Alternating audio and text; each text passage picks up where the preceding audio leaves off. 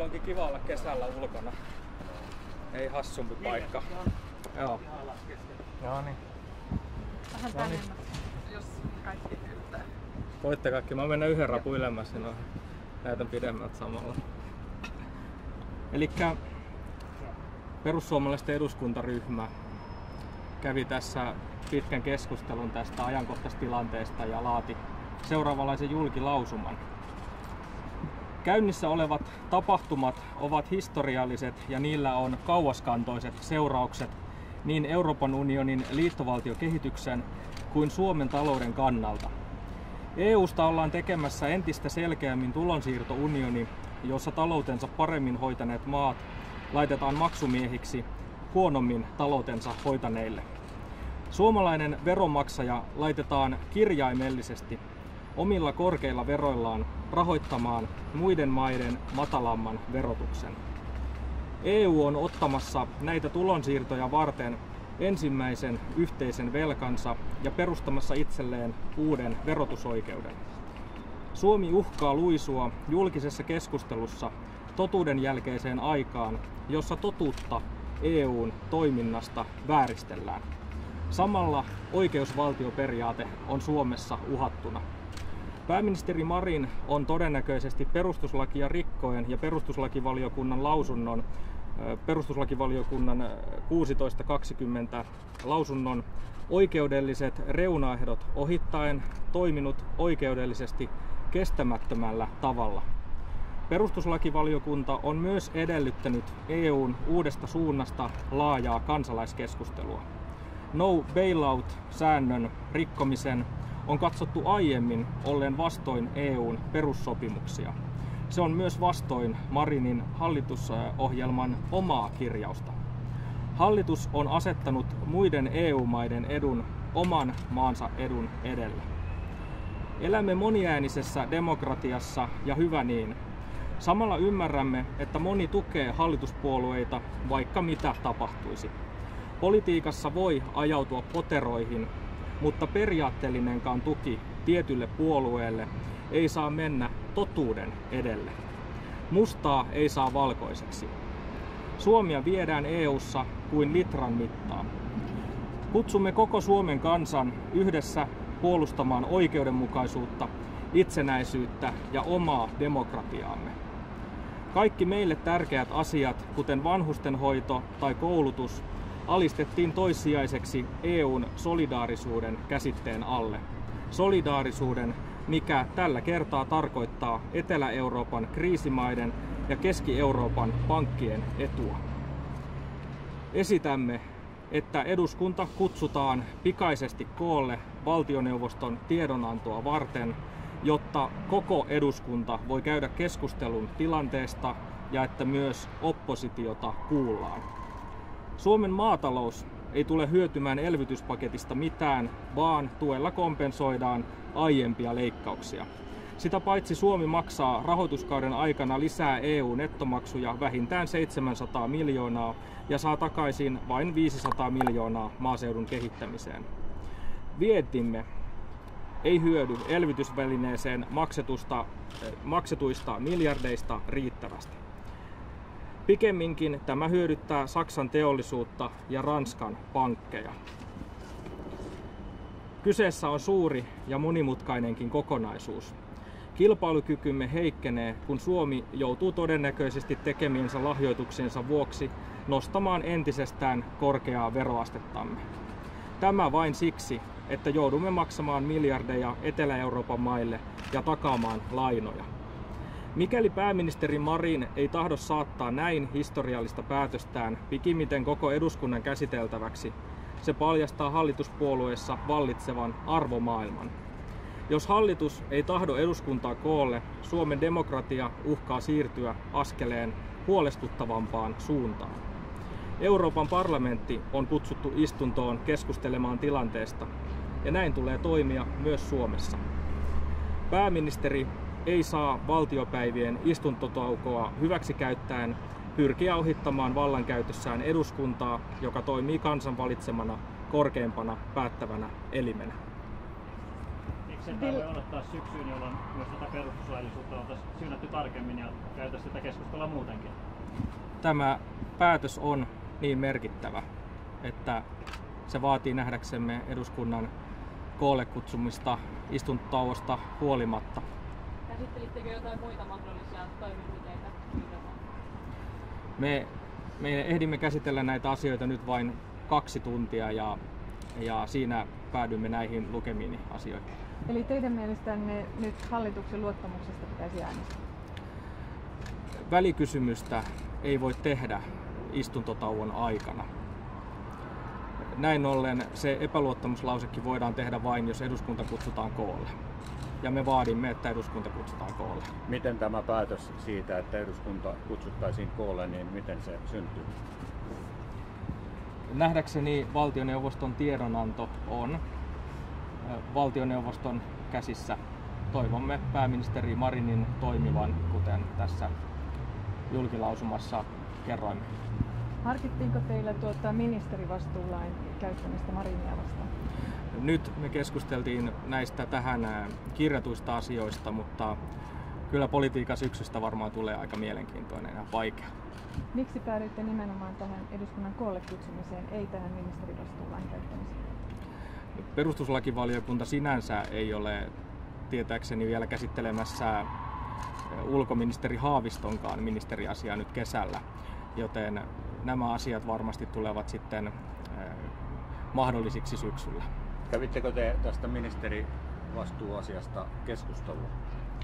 Me emme ehtineet tässä käymään siitä juurikaan keskustelua, vaan keskityimme tähän ajankohtaistilanteeseen, johon Suomea ollaan nyt erittäin valitettavalla tavalla viemässä. Voisitko vielä vääntää rautalangasta, että missä kohti pääministeri noissa neuvotteluissa ylitti tuon neuvottelumandaattinsa? Perustuslakivaliokunnan lausuma on aika selkeä mielestäni ja tämä on toki asia, mikä täytyy juridisessa mielessä käsitellä nimenomaan tätä perustuslakivaliokunnan kautta. Ja me keskityttiin tässä nyt tähän tilanteeseen, jossa Suomi on. Eli vaaditaan eduskuntaa koolle. Se on kohtuullista ja suoraan sanottuna oikeudenmukaisuus vaatii, että myös eduskunta pääsee tässä pikimmiten sanomaan sanottavansa. No entä jos eduskuntaa ei kutsuta nyt tauolta koolle, mitä te teette? Kuten tuossa äsken kerroin tämän julkilausuman, joka laitetaan teille myös sitten sähköisesti tämän jälkeen, niin kuten kerroin, niin se kyllä on erittäin huolestuttavaa, jos pääministeri ei tahdo opposition vaatimuksesta huolimatta kutsua eduskuntaa koolle. Kyllä tässä on oikeusvaltioperiaate aika koetuksella. Uskotteko, että saatte muista eduskuntaryhmistä kannatusta tälle eduskunnan koolle? Sitä täytyy kysyä muilta ryhmiltä nyt sitten erikseen. Miten ylipäätään perussuomalaiset olisivat tämän asian hoitaneet, jos nyt puhutaan siitä, että on kuitenkin kiistatta tiettyjä maita EU:ssa, jotka ovat tästä koronasta enemmän kärsineet kuin muut? Niin, tämä pakettihan laskee aikaa ennen koronakriisiä ja kyllä tämä tilanne on se, että kyseessä on maailmanlaajuinen kriisi ja maailmanlaajuinen lama, jota valtiot on jo hoitaneet itsenäisesti omilla elvytystoimillaan ja tämä koko Euroopan unionin omien periaatteiden rikkominen ja koko muutos selkeästi enempi liittovaltiosuuntaan niin on täysin tarpeeton tässä yhteydessä. Eli elvyttää kannattaisi varmaan ensisijaisesti kansallisesti. Jos mennään vielä tuohon tämän päivän ryhmäkokoukseen, niin minkälainen henki siellä oli? Siellä oli erittäin hyvä henki, että huomasi, että ainakaan meidän edustajia ei haitannut ollenkaan tässä eduskunnan loman aikana kokoontua. Kuitenkin äärimmäisen huolestunut tunnelma siitä, että mikä on oikeusvaltioperiaatteen tila Suomessa, mikä on perustuslain kunnioittamisen tila, mikä on Suomen itsenäisyyden tulevaisuus. Oletteko ollut yhteydessä puhemiehen tai eduskunnan lainsäädäntöjohtajaan tai pääsihteeriin, että miten tällainen loman keskeyttäminen ja eduskunnan koolle kutsuminen käytännössä tapahtuu? Mä tulen suoraan tuosta meidän ryhmäkokouksesta, joka tämän päätöksen äsken teki, mutta se ei ymmärtääkseni ole kuin muutaman päivän asia, kun eduskunta kutsutaan normaalisti koolle. Voitteko vielä toistaa, mikä on se suurin perustuslaillinen ongelma tässä? Sitä varmaan tullaan kysymään aika paljon nyt perustuslakiasiantuntijoilta, ja perustuslakivaliokunta sinänsä viime kädessä sen linjaa. Ja ongelma on nyt se, että perustuslakivaliokunta on antanut yhden lausunnon, joka ei mahdollistanut päätöksentekoa tässä asiassa, mutta tästä huolimatta pääministeri on mennyt ja neuvotellut Suomea poliittisesti sitovalla tavalla sopimuksen. Mitä tulee juridiikkaan, niin kyllä uskon, että tästä yhä syksyllä tullaan tekemään hallituksen esitys ja tästä tullaan äänestämään, ja se on sitten perustuslakivaliokunnan asia, että vaatiiko sen päätöksenteko kenties määräenemmistöpäätöstä, mutta se on syksyn ja talven asia, että miten eduskunta tähän silloin reagoi. Mutta toista vielä tuo ihan ensimmäisen kysymyksen, että nyt perustuslakivaliokunta ja suuri valiokunta on koolla seuraavan kerran tällä tietoa syyskuussa. Miksi tämä eduskunta pitäisi kutsua koolle nyt? Miksi se ei riitä se, että aloitetaan tällä asialla esimerkiksi syyskuun alussa? Tässä kannattaa toimia varsin nopeasti, koska mikäli halutaan päättää toisin, niin se on varmaan ensinnäkin muita EU-maita kohtaan reilumpaa ilmoittaa se mahdollisimman nopeasti. Ja kuten tässä julkilausumassa totesin, niin kyse on meidän demokratian tilasta ja myös siitä, että saako oppositio sanoa tässä sanottavansa, käydäänkö tästä asiasta keskustelua. Perustuslakivaliokunta edellytti, että tästä asiasta käydään laaja kansalaiskeskustelu. Tämä eduskunta on se paikka, jossa tämä asia tulisi nyt pikaisesti käsitellä. Kyse on siis niin suuren kokoluokan asiasta ja niin valtavasta muutoksesta. Eikö oppositio saanut jo suuressa valiokunnassa kuitenkin sanoa? Perussuomalaiset on suuren valiokunnan päätöksenteossa vastustaneet tätä pakettia. Kuitenkin neuvottelutulos on siinä tietenkin vasta nyt tullut, joten sen takia tietenkin, kun pääministeri on tehnyt päätöksensä tämä hyväksyä sillä ja väittää, että se on se mandaatti, mikä hänelle on annettu, jota perustuslakivaliokunta ei ole mun nähdäkseni edes käsitellyt, niin kyllä se nyt olisi demokratian kannalta oikeudenmukaista käsitellä eduskunnassa koko kansan nähden. Voitteko muuten valaista niitä tapahtumia tuolla eduskunnan suuressa valiokunnassa viime viikolla? Millä tavalla se päätös siellä syntyi suhteessa tähän perustuslakivaliokunnan kesäkuiseen lausuntoon? Valitettavasti järjestelmä on se, että suuri valiokunta eli Suomen EU-asioiden valiokunta käsittelee näitä asioita salassa. Varmaan oikeat tahot sitä päätöksentekoprosessia kommentoimaan on sitten esimerkiksi suuren valiokunnan puheenjohtajisto, josta suuren valiokunnan toinen varapuheenjohtaja onkin tässä paikalla. Jos haluaa siitä kysyä, niin hän voi vastata. Viittaatte tähän perustuslakivaliokunnan kannan rikkomiseen, mutta entä suuren valiokunnan antama evästys? Noudattiko Marin mielestä suuren valiokunnan antamaa evästystä? Näkisin, että selvitettäväksi tulee myös syksyllä se, että mikä on nimenomaan perustuslakivaliokunnan ja suuren valiokunnankin suhde.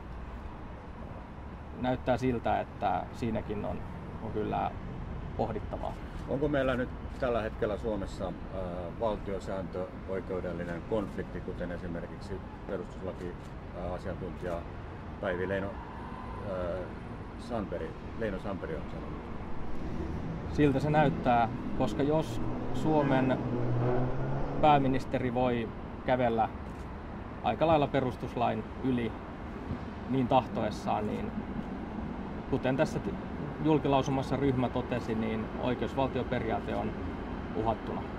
Onko teille tietoa siitä, että onko pääministeri näiden neuvottelujen aikana ollut yhteydessä perustuslakivaliokuntaan tai suureen valiokuntaan? Ei tietääkseni ole yhteydessä ollut perustuslakivaliokuntaan. Suuresta valiokunnasta niin voitte kysyä tuossa tosiaan vaikka suuren valiokunnan siis ensimmäiseltä varapuheenjohtajalta, kun hän on paikalla. Kiitos. Ja mukavaa kesän jatkoa.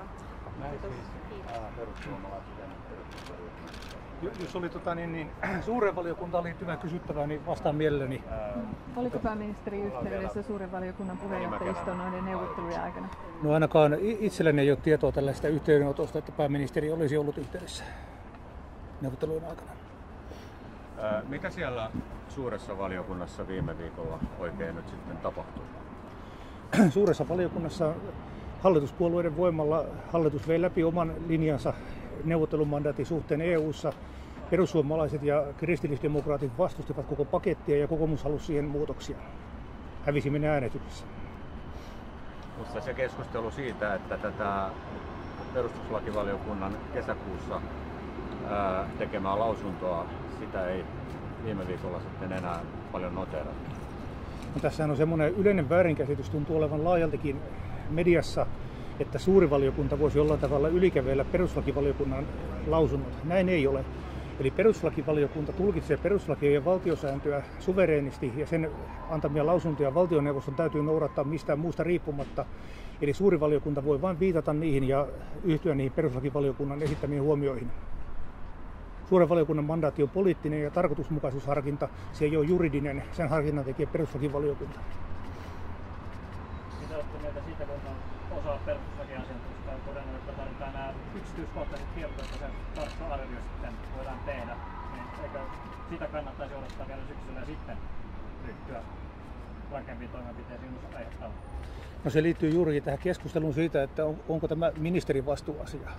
Eli ministerin vastuuasiahan on taas sitten juridinen prosessi ja siinä katsotaan, onko ministeri noudattanut lakia vai rikkonut lakia ja siihen tarvitaan näitä mainitsemiasi tarkempia arvioita. Nyt tämä, mistä me tänä päivänä puhumme, on tämän asian poliittinen puoli, kansalaiskeskustelu ja eduskuntakäsittely ja hallituksen luottamus tai epäluottamus.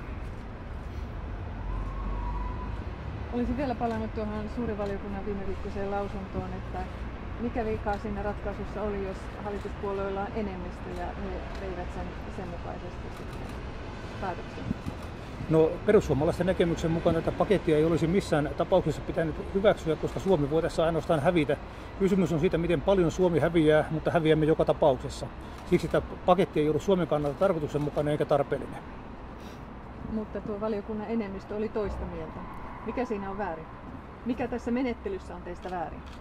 Niin, menettelyssähän ei ole sanottu, että olisi mitään väärin. Demokratiassa toimitaan niin, että äänestetään ja enemmistö voittaa. Mutta että se, että ei perustuslakivaliokunnan lausuntoja voi suuri valiokunta siltikään kävellä yli, eli pääministerin täytyy niitä noudattaa, sanoo suuri valiokunta mitä tahansa.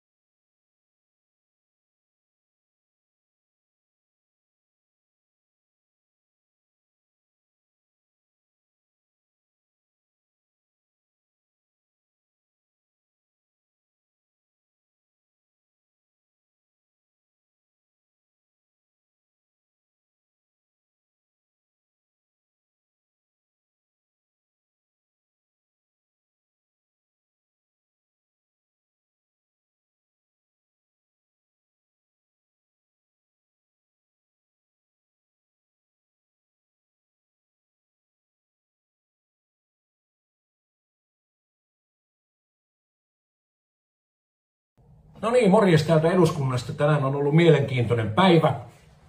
Ja tuossa oli juuri Päätalon edessäkin oli melkoinen hässäkkä. Siellä oli Suomen media kuuntelemassa, kun ryhmämme puheenjohtaja Ville Tavio antoi julkilausuman. Luen tämän julkilausuman teille myöskin tässä. Eli julkilausuma kokonaisuudessaan kuuluu seuraavasti. Käynnissä olevat tapahtumat ovat historialliset ja niillä on kauaskantoiset seuraukset niin EU:n liittovaltiokehityksen kuin Suomen talouden kannalta. EU:sta ollaan tekemässä entistä selkeämmin tulonsiirtounioni, jossa taloutensa paremmin hoitaneet maat laitetaan maksumiehiksi huonommin taloutensa hoitaneille. Suomalainen veronmaksaja laitetaan kirjaimellisesti omilla korkeilla veroillaan rahoittamaan muiden maiden matalamman verotuksen. EU:n ottamassa näitä tulonsiirtoja varten ensimmäisen yhteisen velkansa ja perustamassa itselleen uuden verotusoikeuden. Suomi uhkaa luisua julkisessa keskustelussa totuuden jälkeiseen aikaan, jossa totuutta EU:n toiminnasta vääristellään. Samalla oikeusvaltioperiaate on Suomessa uhattuna. Pääministeri Marin on todennäköisesti perustuslakia rikkoen ja perustuslakivaliokunnan lausunnon oikeudelliset reunaehdot ohittaen toiminut oikeudellisesti kestämättömällä tavalla. Perustuslakivaliokunta on myös edellyttänyt Euroopan unionin uudesta suunnasta laajaa kansalaiskeskustelua. No bailout-säännön rikkomisen on katsottu aiemmin olleen vastoin Euroopan unionin perussopimuksia. Se on myös vastoin Marinin hallitusohjelman omaa kirjausta. Hallitus on asettanut muiden EU-maiden edun oman maansa edun edelle. Elämme moniäänisessä demokratiassa, ja hyvä niin. Samalla ymmärrämme, että moni tukee hallituspuolueita, vaikka mitä tapahtuisi.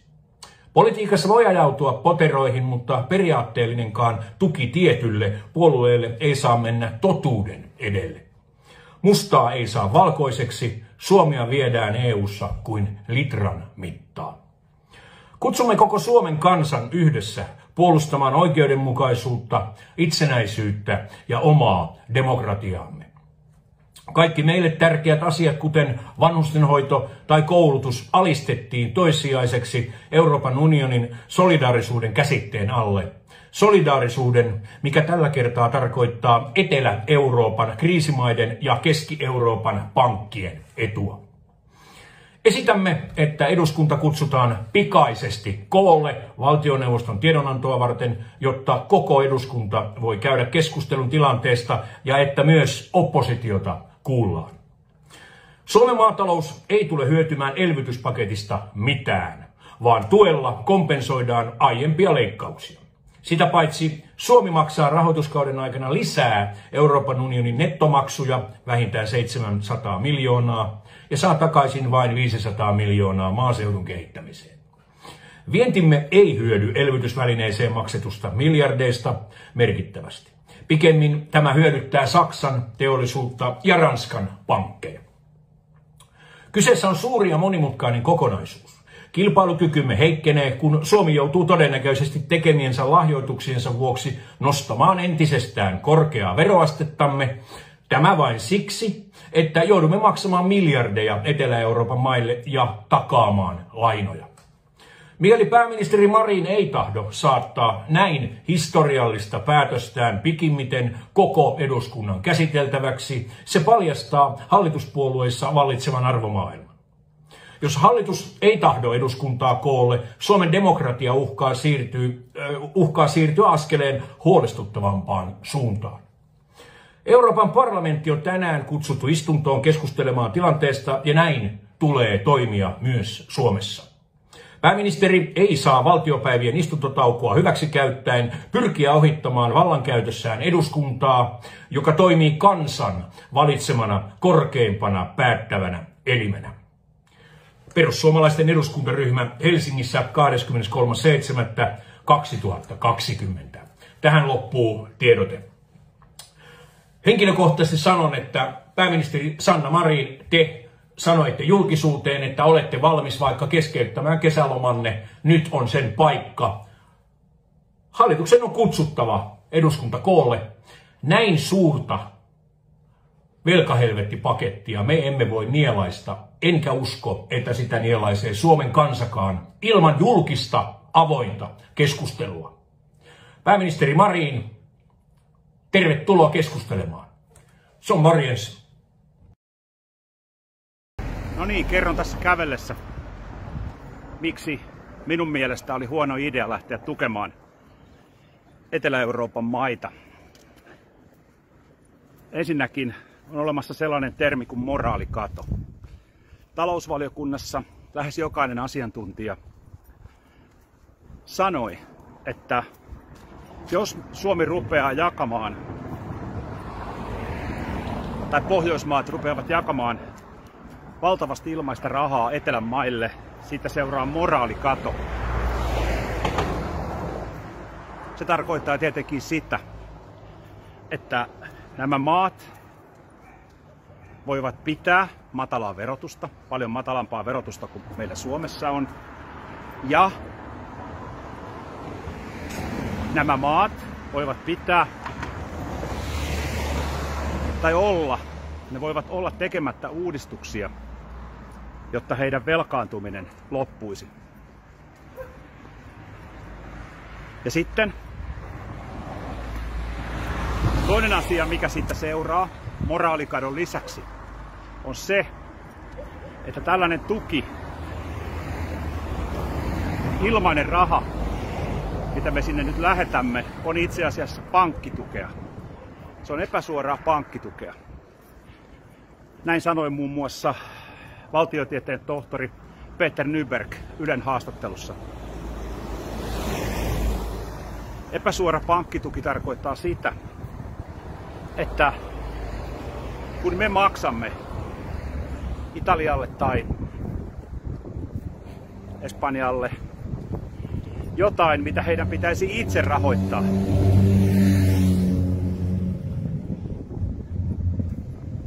esimerkiksi jotain vihreää energiaa, tuulivoimaloita, aurinkovoimaloita tai mitä muuta tahansa. Jos Suomi alkaa maksaa,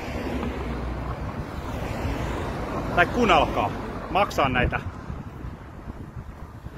projekteja, joita etelän maat kuitenkin tekisivät omista budjeteistansa, niin sieltä budjetista, kun Suomi työntää sen rahan sinne, niin sitä budjetista voidaan sitten maksaa esimerkiksi pankeille, lyhentää velkoja.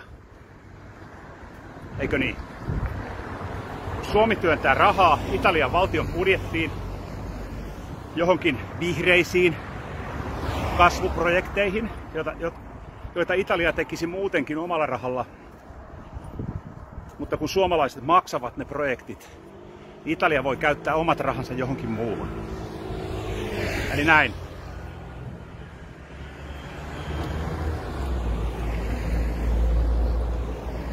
Sitten nämä maksuosuudet, nehän perustuvat BKT-lukuun. Kysyin talousvaliokunnan virkamiesasiantuntijalta, että näkyykö harmaa talous BKT-lukussa. Hän vastasi, että ei näy. No, jos Italiassa harmaa talous on esimerkiksi 20%, niin silloinhan tämä BKT-luku on vääristynyt. Eli Italian talous on itse asiassa suurempi kuin mitä BKT näyttää. Mutta nämä maksuosuudet määräytyvät, että onko nettosaaja vai nettomaksaja, määräytyvät BKT-luvun mukaan. Eikö niin?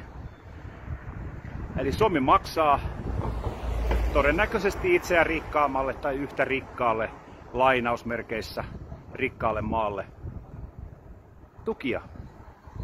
Sen takia, että BKT-luku on väärä.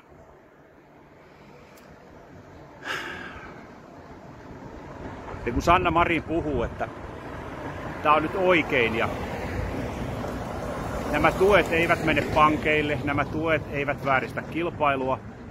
Miten niin eivät vääristä kilpailua? Jos ajatellaan, että Italiahan on siis yksi Suomen pahimpia kilpailijoita laiva- ja meriteollisuudessa. Jos Italian valtio sitten siirtää näitä EU-tukia laivanrakennustukiin, vaikka kehitetään uusia moottoreita, vähäpäästöisiä moottoreita, niin silloin periaatteessa Suomen valtio tukee Italian telakkateollisuutta ja vääristää kilpailua, Suomen kilpailutilannetta. Näitä esimerkkejä voisi ottaa vaikka kuinka paljon lisää. Äärimmäisen huono idea oli, että Suomi suostui tähän. Suomen olisi pitänyt kieltäytyä tästä paketista, ilmoittaa, että Suomi ei lähde tähän mukaan. Suomi käyttää tämän yli 3 miljardia kotimaassa. Sillä olisi voinut alentaa yritysverotusta. Sillä olisi voinut alentaa ruoan arvonlisäverotusta. Sillä olisi voinut tehdä fiksuja asioita Suomessa. Ja nyt se raha menee Kankkulan kaivoon ja todennäköisesti se tuki on haitallinen Suomelle. Mä korostan sitä. Suurella todennäköisyydellä se tuki on haitallinen Suomelle. Sitten vielä yksi asia. Ihan tarkkaa lukua mulla ei ole, mutta 90% Suomen viennistä kohdistuu muihin maihin kuin näihin Etelä-Euroopan tuettaviin maihin, Etelä- ja Itä-Euroopan tuettaviin maihin. Eli 90% meidän viennistä kohdistuu muihin maihin, kuten Saksaan, Ruotsiin, Yhdysvaltoihin, Hollantiin, Britanniaan, Kiinaan ja niin edelleen. Eli vaikutus Suomen vientiin tulee olemaan todella pieni, jos sitä on ollenkaan. Ja suomalaiset todennäköisesti häviää tässä paketissa. Turpaan tulee enemmän kuin mitä me sinne maksetaan. Ja varsinkin mitä me sieltä saadaan. Näin on. Palataan.